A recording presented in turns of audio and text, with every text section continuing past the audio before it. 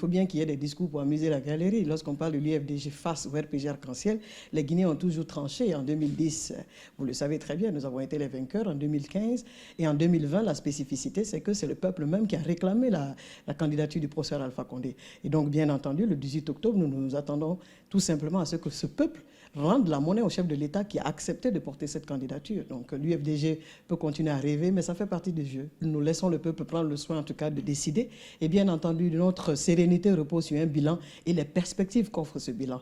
Rappelez-vous que 2010, l'arrivée du professeur Alpha Condé a permis à la Guinée de revenir sur la scène internationale à travers justement des signaux qui permettent au peuple de se dire aujourd'hui qu'on est dans une nation prête à accueillir en tout cas le changement qu'on a toujours souhaité.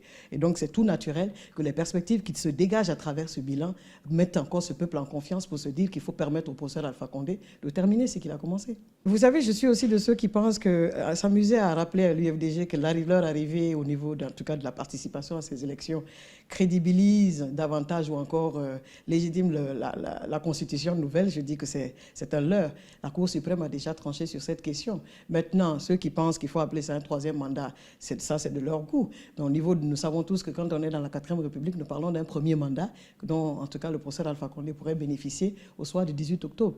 Et donc, si M. Cellou Dalein, comme à son habitude, malgré le fait qu'il a fait un effort en se rappelant que toutes les tentatives de coup d'État et toutes en tout cas toutes les manifestations qui se sont soldées par des résultats improductifs, naturellement à travers la rue, ne lui ont pas encore fait comprendre qu'on ne peut pas continuer à produire en tout cas les mêmes stratégies en espérant qu'on ait d'autres résultats. L'UFDG se rappellera toujours que nous sommes dans une république et que justement seules les unes dégagent qui est le gagnant ou pas. Mais bon, nous sommes habitués à ce type de menaces et je le disais encore hier, ce disque est rayé.